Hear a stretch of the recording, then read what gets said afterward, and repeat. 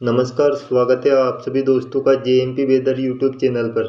आने वाले 4 सप्ताह 28 दिन के मौसम पूर्वानुमान के साथ मैं हूं जितेंद्र दांगी।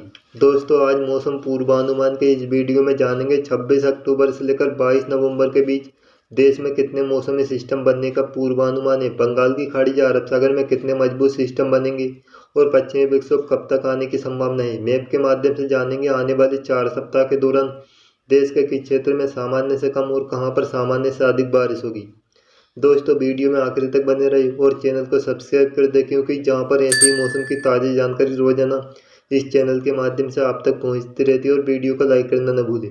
दोस्तों, यह वीडियो अधिक से अधिक शेयर करें ताकि सभी तक यह जानकारी पहुँच सके। दोस्तों, वीडियो में आगे बढ़ने से पहले जानते हैं वैश्विक मौसम परिस्थितियों के ताज़ा अपडेट के बारे में। अगर इन स्थिति की बात की जाए तो लगातार दूसरे सप्ताह प्रशांत महासागर के निनो 3.4 क्षेत्र का तापमान 0.5 डिग्री सेल्सियस से कम बना हुआ है, यानी कि लानिना की स्थिति प्रशांत महासागर में बन चुकी है। दिसंबर और जनवरी महीने के दौरान मजबूत लानिना बनने का पूर्वानुमान है। दोस्तों, मजबूत लानिना का असर सर्दी के मौसम में इस साल देखने को मिल सकता है। वहीं हिंद महासागर में इंडियन ओशन डाइपोल की नेगेटिव स्थिति बन चुकी है।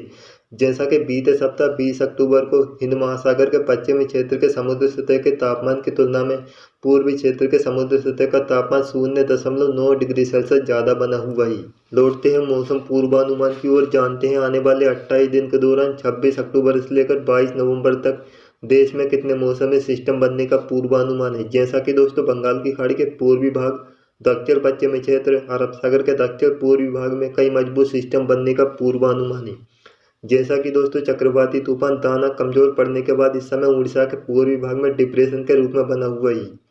यह पश्चिम दिशा में आगे बढ़ते हुए 29 अक्टूबर तक महाराष्ट्र तक पहुंचने की संभावना है कम दबाव के क्षेत्र के रूप में, जिसके बाद अरब सागर के दक्षिण पूर्वी भाग में भी एक और कम दबाव का क्षेत्र 30 और 31 अक्टूबर को बनने की संभावना है, जिसके बाद बंगाल की खाड़ी के दक्षिण पश्चिम भाग के ऊपर 5 नवंबर के आसपास एक कम दबाव का क्षेत्र बनेगा। यह उत्तर दिशा में आगे बढ़ते हुए तटीय आंध्र प्रदेश तक पहुंचने की संभावना है 7 नवंबर को। इस सिस्टम के कमजोर पड़ने के साथ ही 11 नवंबर को बंगाल की खाड़ी के पूर्वी भाग, अंडमान सागर के उत्तरी भाग के ऊपर एक कम दबाव का क्षेत्र बनेगा। यह उत्तर पश्चिम दिशा में आगे बढ़ते हुए डिप्रेशन के रूप में 14 नवंबर के आसपास बांग्लादेश तक पहुंचने की संभावना है। वहीं नवंबर महीने में बंगाल की खाड़ी के दक्षिण पश्चिम भाग, हिंद महासागर से लगे हुए क्षेत्र के ऊपर 14 नवंबर को एक और कम दबाव का क्षेत्र बनेगा। यह उत्तर पश्चिम दिशा में आगे बढ़ते हुए 15 और 16 नवंबर के आसपास डिप्रेशन बनते हुए श्रीलंका, तमिलनाडु तक पहुंचने की संभावना है। वहीं अरब सागर के दक्षिण पूर्वी भाग के ऊपर एक और कम दबाव का क्षेत्र नवंबर महीने में बनने की संभावना है, जैसा कि 19 नवंबर के आसपास। 22 नवंबर तक ये उत्तर पश्चिम दिशा में आगे बढ़ते हुए अरब सागर के पूर्वी मध्य भाग तक पहुंचने की संभावना है।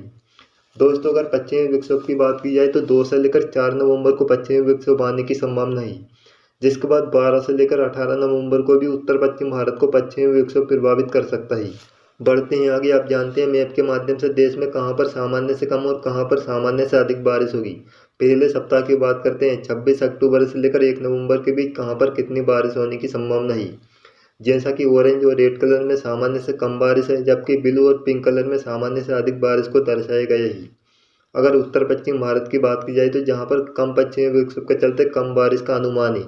पंजाब, हिमाचल प्रदेश, लद्दाख, जम्मू कश्मीर के दक्षिणी भाग, उत्तराखंड के पश्चिमी क्षेत्र में सामान्य के मुकाबले 20 से लेकर 50% कम बारिश होगी, जबकि लद्दाख, जम्मू कश्मीर के पश्चिमी क्षेत्र में सामान्य से कुछ ज़्यादा बारिश होगी। वहीं पूर्वी उत्तर प्रदेश, नेपाल, राजस्थान के दक्षिणी भाग में सामान्य से कुछ ज़्यादा बारिश की संभावना है। अगर मध्य, पश्चिम और पूर्वी भारत की बात की जाए तो जैसा कि महाराष्ट्र, मध्य प्रदेश के दक्षिण पूर्वी भाग में सामान्य के मुकाबले 20 से लेकर 40% ज़्यादा बारिश होगी। कोंकण, गोवा, विदर्भ, छत्तीसगढ़, दक्षिण पूर्वी मध्य प्रदेश, उड़ीसा, झारखंड, पश्चिम बंगाल में 50 से लेकर 90% ज़्यादा बारिश का अनुमान है। वहीं बिहार से लेकर पूर्वोत्तर राज्य के असम, मेघालय, अरुणाचल प्रदेश, सिक्किम में 20 से लेकर 40% ज़्यादा बारिश होगी। गुजरात, सौराष्ट्र, कच्छ, मध्य महाराष्ट्र में भी सामान्य से ज़्यादा बारिश होगी।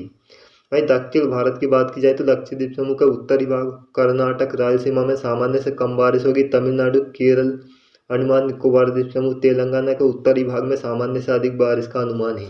अब जानते हैं दूसरे सप्ताह के पूर्वानुमान के बारे में। जैसा कि दोस्तों, 2 से लेकर 8 नवंबर के बीच उत्तर पश्चिम भारत, पूर्वी भारत में सामान्य से कम बारिश होगी। लद्दाख, जम्मू कश्मीर, हिमाचल प्रदेश, पंजाब, हरियाणा, उत्तरी राजस्थान, वहीं पूर्वी मध्य प्रदेश, छत्तीसगढ़, झारखंड, उड़ीसा, पश्चिम बंगाल से लेकर बांग्लादेश, पूर्वोत्तर राज्य के नागालैंड, मणिपुर, मिजोरम, त्रिपुरा में सामान्य के मुकाबले 20 से लेकर 70% कम बारिश का अनुमान है।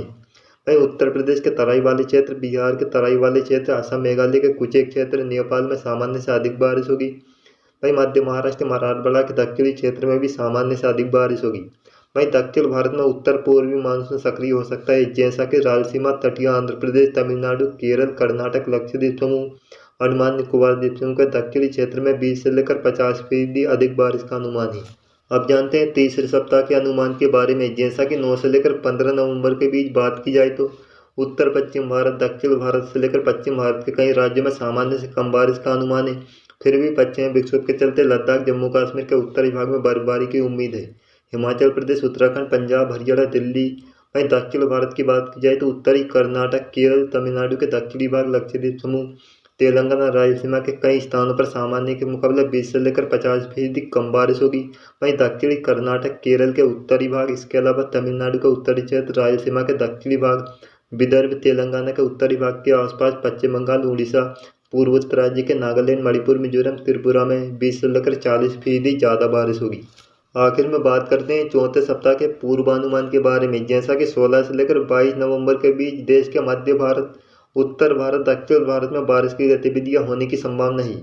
उत्तर पश्चिम भारत में पश्चिमी विक्षोभ के चलते पंजाब के उत्तरी भाग, लद्दाख, जम्मू कश्मीर में 20 से लेकर 60% ज़्यादा बारिश होने की संभावना है। हिमाचल प्रदेश, उत्तराखंड, उत्तर पश्चिमी राजस्थान, हरियाणा के पश्चिमी क्षेत्र, दक्षिणी राजस्थान, गुजरात, मध्य प्रदेश, महाराष्ट्र में सामान्य के मुकाबले 20 से लेकर 40% ज़्यादा बारिश की उम्मीद है।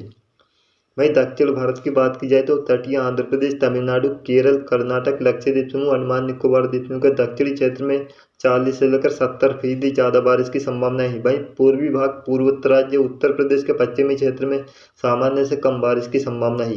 दोस्तों, आने वाले 4 सप्ताह के मौसम पूर्वानुमान के वीडियो में बस इतना ही। यह वीडियो आपको कैसा लगा हमें कमेंट में जरूर बताइए। आप सभी का बहुत बहुत धन्यवाद।